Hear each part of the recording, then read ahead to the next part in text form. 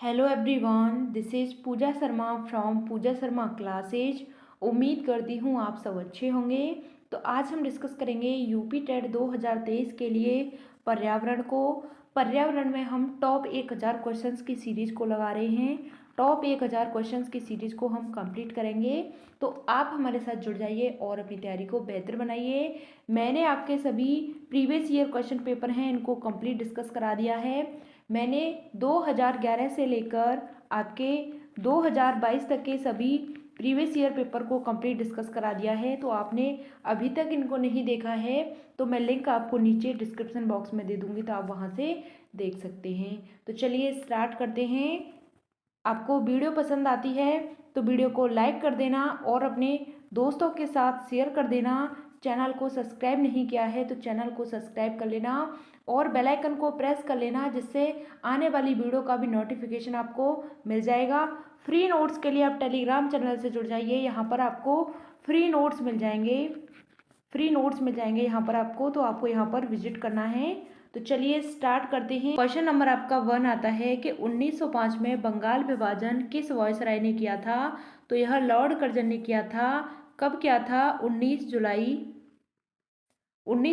1905 को इसका विभाजन किया था। किसने किया था? तो लॉर्ड कर्जन ने किया था 19 जुलाई 1905 को। बंगाल को दो भागों में बांटने का इन्होंने निर्णय लिया था। बंगाल को दो भागों में बांटने का निर्णय लिया था। 19 जुलाई 1905 को इन्होंने विभाजन कर दिया था। क्वेश्चन नंबर आपका 2 आता है कि स्वराज मेरा जन्मसिद्ध अधिकार है और मैं इसे लेकर रहूँगा, यह किसका कहना है? तो यह बाल गंगाधर तिलक का कहना है कि स्वराज मेरा जन्मसिद्ध अधिकार है और इसे मैं लेकर रहूँगा। क्वेश्चन नंबर आपका 3 आता है कि विश्व पर्यावरण दिवस कब मनाया जाता है? विश्व पर्यावरण दिवस कब मनाया जाता है? तो यह 5 जून को मनाया जाता है। हर साल 5 जून को यह मनाया जाता है।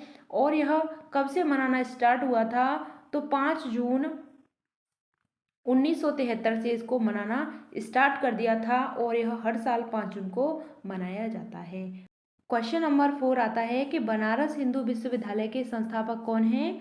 तो मदन मोहन मालवीय इसके संस्थापक हो जाते हैं। अब बात करते हैं, इसको हम BHU भी कहते हैं, बनारस हिंदू विश्वविद्यालय शॉर्ट फॉर्म में BHU कहते हैं। इसकी स्थापना 1916 में हुई थी और बसंत पंचमी के दिन इसकी स्थापना हुई थी। बसंत पंचमी के दिन इसकी स्थापना हुई थी 1916 में। यहाँ तक बात क्लियर? इसको BHU बोलते हैं और मदन मोहन मालवीय ने इसकी स्थापना की थी, इसके संस्थापक थे। क्वेश्चन नंबर आपका 5 आता है कि वेदों की ओर लौटो, यह नारा किसने दिया है? तो यह दयानंद सरस्वती ने दिया है। इनके जन्म के विषय में बात करते हैं तो इनका जन्म कब हुआ था? 12 फरवरी 1824 को इनका जन्म हुआ था। कहाँ पर हुआ था? गुजरात में हुआ था और एक ब्राह्मण कुल में इनका जन्म हुआ था। यहाँ तक बात क्लियर? वेदों की ओर लौटो यह नारा किसने दिया था? तो यह दयानंद सरस्वती ने दिया था। जन्म की बात करते हैं तो 12 फरवरी 1824 को इनका जन्म हुआ था। कहाँ पर हुआ था? तो गुजरात में इनका जन्म हुआ था। क्वेश्चन नंबर आपका 6 आता है कि ब्लैक पैगोडा के नाम से कौन सा मंदिर प्रसिद्ध है? ब्लैक पैगोडा के नाम से कौन सा मंदिर प्रसिद्ध है? तो कोणार्क का सूर्य मंदिर है, यह ब्लैक पैगोडा के नाम से प्रसिद्ध है। इसकी स्थापना की बात करते हैं तो इसकी स्थापना 13वीं सदी में हुई थी और राजा थे गंग वंश के, इनका नाम था राजा नरसिंह प्रथम, इन्होंने इसका निर्माण कराया था। गंग वंश के राजा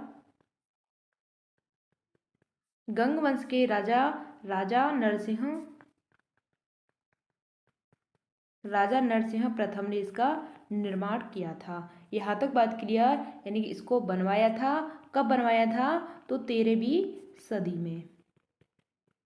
चलिए क्वेश्चन नंबर आपका 7 आता है कि खजुराहो का प्रसिद्ध मंदिर कहाँ पर है, यानी किस राज्य में है खजुराहो का मंदिर? तो यह मध्य प्रदेश में हो जाता है। खजुराहो का मंदिर कहाँ पर है? मध्य प्रदेश में है। और यह किसने बनवाया था? तो चंदेल राजाओं ने इसको बनवाया था। चंदेल राजाओं ने इसको बनवाया था। चंदेल राजाओं ने इसको बनवाया था। कब बनवाया था? 950 ईस्वी से लेकर 1050 ईस्वी के बीच में इसको बनवाया था। 950 ईस्वी से लेकर 1050 ईस्वी के बीच में इसका निर्माण हुआ था। चंदेल राजाओं ने इसका निर्माण कराया था। कहाँ पर? मध्य प्रदेश में। किस मंदिर का? खजुराहो मंदिर का। यहाँ तक बात क्लियर। क्वेश्चन नंबर आपका 8 आता है कि 2.5 दिन का झोंपड़ा कहाँ प्रसिद्ध है? 2.5 दिन का झोंपड़ा कहाँ प्रसिद्ध है? तो यह अजमेर में है। अजमेर कहाँ पर है? तो यह राजस्थान में है। 2.5 दिन का नाम इसका क्यों पड़ा? क्योंकि इसको बनाने में 2.5 दिन का समय लगा था। कितना समय लगा था? 2.5 दिन का समय लगा था। तो इसलिए इसे हम क्या कहते हैं? 2.5 दिन का झोंपड़ा कहते हैं। और इसका निर्माण करवाया किसने था, यानी कि इसको बनवाया किसने था? तो कुतुबुद्दीन ऐबक ने इसका निर्माण करवाया था।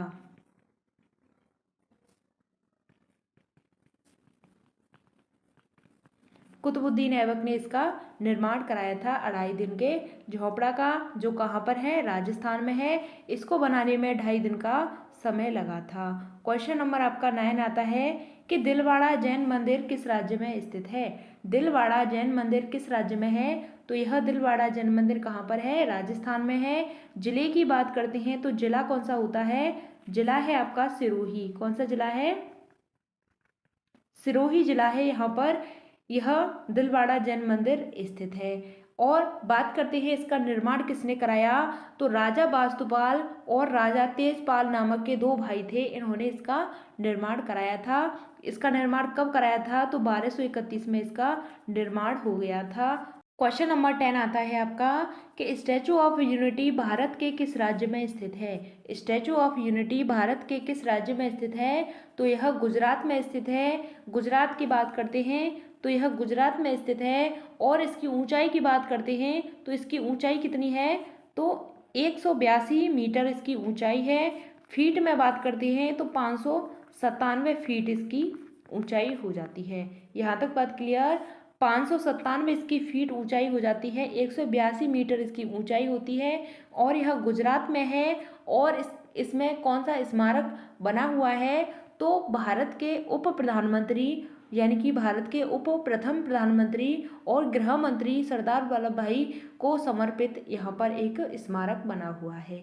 यहाँ तक बात क्लियर। इसका उद्घाटन की बात करते हैं तो 2018 में इसका उद्घाटन हुआ था। किसने किया था? प्रधानमंत्री नरेंद्र मोदी ने इसका उद्घाटन किया था। कब किया था? 31 अक्टूबर 2018 को इसका उद्घाटन किया था। और सरदार वल्लभ भाई पटेल के जन्म दिवस पर इन्होंने इसका उद्घाटन किया था। क्वेश्चन नंबर 11 आता है कि जलियांवाला बाग कहाँ पर स्थित है? तो यह अमृतसर में है। अमृतसर कहाँ पर है? तो यह पंजाब में है। अमृतसर पंजाब में है। 13 अप्रैल 1919 को यह जलियांवाला हत्याकांड हो गया था। 13 अप्रैल 1919 को यह जलियांवाला हत्याकांड हो गया था। इसमें क्या था कि अंग्रेजों ने भारतीयों पर गोली बरसा दी थी।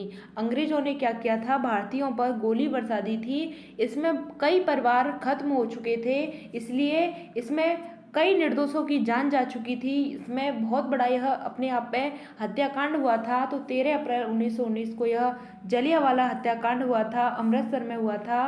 अमृतसर पंजाब में है। क्वेश्चन नंबर 12 आता है कि भारत की सिलिकॉन घाटी कहाँ स्थित है? तो यह बेंगलुरु में स्थित है।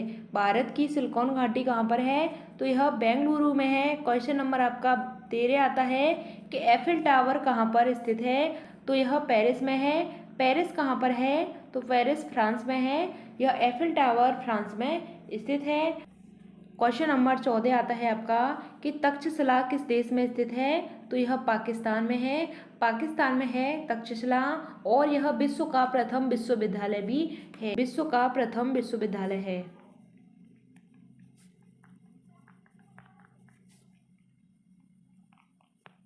इसकी स्थापना की बात करते हैं तो श्री राम के भाई, यानी कि भगवान श्री राम के भाई भरत थे। उनके पुत्र यानी कि भरत के पुत्र तक्ष ने इसका निर्माण कराया था। इसकी स्थापना की थी। कब की थी? तो 700 वर्ष ईसा पूर्व इसकी स्थापना की थी।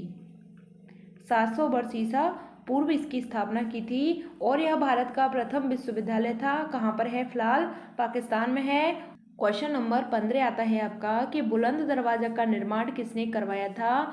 तो बुलंद दरवाजा का निर्माण अकबर ने करवाया था। बुलंद दरवाजा है कहाँ पर? तो यह आगरा में है। कहाँ पर है? आगरा में है। और अकबर ने इसको क्यों बनवाया था? अकबर ने गुजरात पर विजय प्राप्त की थी, तो विजय प्राप्त करने की याद में 1602 में इन्होंने इसका निर्माण कराया था। क्वेश्चन नंबर 16 आता है आपका कि दिल्ली की जामा मस्जिद किसने बनवाई थी? तो दिल्ली की जामा मस्जिद शाहजहां ने बनवाई थी। किसने? शाहजहां ने बनवाई थी। और इसको बनाने में कितना समय लगा था? तो इसको बनाने में 12 साल लग गए थे। क्वेश्चन नंबर 17 आता है आपका कि शांति निकेतन की स्थापना किसने की थी? तो रविंद्रनाथ टैगोर ने शांति निकेतन की स्थापना की थी। कब की थी? 1901 में इसकी नींव रखी थी। 1901 में इसकी नींव रखी थी।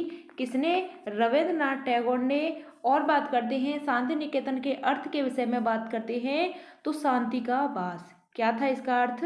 शांति का वास। क्वेश्चन नंबर आपका 18 आता है कि प्रोटीन का सबसे अच्छा स्रोत क्या होता है?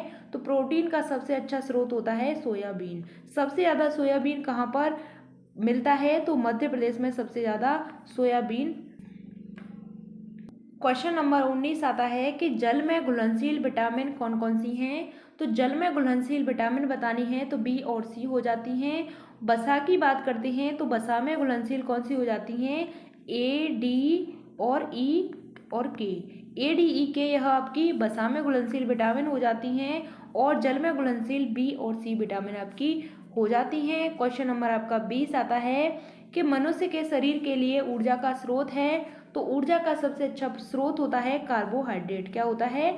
ऊर्जा का सबसे अच्छा स्रोत कार्बोहाइड्रेट होता है। सबसे ज़्यादा कार्बोहाइड्रेट किस में पाया जाता है? तो आलू में इसका सबसे ज़्यादा कार्बोहाइड्रेट पाया जाता है।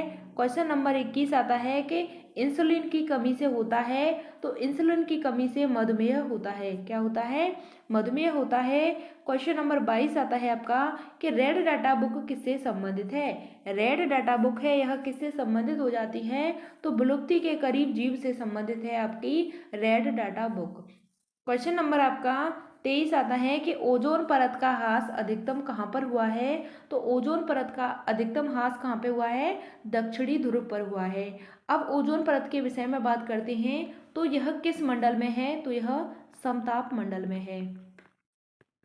समताप मंडल में है आपकी ओजोन परत। ओजोन दिवस की बात करते हैं, ओजोन डे की बात करते हैं तो 16 सितंबर इसका डे है। ओजोन दिवस है यह 16 सितंबर को मनाया जाता है। इसको ओजोन जो परत होती है इसको मापने की इकाई कौन सी होती है? तो मापने की इकाई डावसन होती है। मापने की इकाई कौन सी होती है? डावसन होती है। ओजोन परत किस मंडल में है? समताप मंडल में है। 16 सितंबर को मनाया जाता है। डावसन इकाई से इसकी परत की मोटाई को मापा जाता है। और सबसे अधिकतम ह्रास कहाँ पे हो चुका है? तो दक्षिणी ध्रुव पर इसका ह्रास हो रहा है। इससे बहुत सारे रोग हो सकते हैं ओजोन परत के ह्रास से, जैसे कि चर्म रोग, कैंसर, मोतियाबिंद,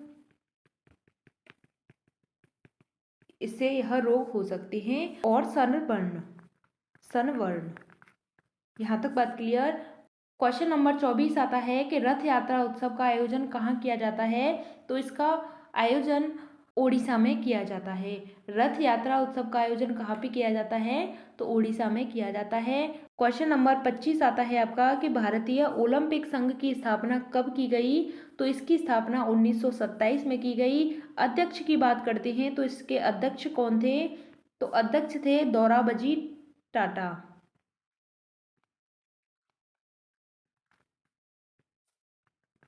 दोराबजी टाटा इसके अध्यक्ष थे। सचिव की बात करते हैं तो सचिव कौन थे? एजी नोहरान। एजी नोहरान यह इसके क्या हो जाते थे? सचिव। एजी नोहरान इसके सचिव थे। अध्यक्ष कौन थे? नोराबजी टाटा थे। कौन थे? नोराबजी टाटा इसके अध्यक्ष थे। एजी नोहरान इसके सचिव थे। तो चलिए, आपको वीडियो पसंद आती है तो वीडियो को लाइक कर देना, अपने दोस्तों के साथ शेयर कर देना। चैनल को सब्सक्राइब नहीं किया है तो चैनल को सब्सक्राइब कर लेना और बेल आइकन को प्रेस कर लेना, जिससे आने वाली वीडियो का भी नोटिफिकेशन आपको मिल जाएगा। फ्री नोट्स के लिए आप टेलीग्राम चैनल से जुड़ जाइए, यहाँ पर आपको फ्री नोट्स मिल जाएंगे, तो आपको विजिट करना है। तो चलिए, मैंने 1000 क्वेश्चंस की सीरीज चला रही हूँ। टॉप 1000 क्वेश्चंस है इसमें, और मैंने सभी प्रीवियस ईयर क्वेश्चन पेपर को कंप्लीट करा दिया है, तो आपको इनको अच्छे से कर लेना है। मैं आपके सिलेबस के अकॉर्डिंग ही सभी क्लासेस को चलाऊंगी। तो यूपी टेट की क्लासेस भी स्टार्ट करने वाले हैं हम, तो आप हमारे साथ जुड़ जाइए और अपनी तैयारी को बेहतर बनाइए। मिलते हैं आपको आगे की नेक्स्ट वीडियो में। अगर आपका कोई भी डाउट होता है तो कमेंट के माध्यम से पूछ सकते हैं, हम आपको आपका आंसर ज़रूर करेंगे। तो चलिए, थैंक्स फॉर वॉचिंग। जय हिंद, वंदे मातरम। मिलते हैं आपको आगे की नेक्स्ट वीडियो में। इसी तरीके से हमारे साथ बने रहिएगा।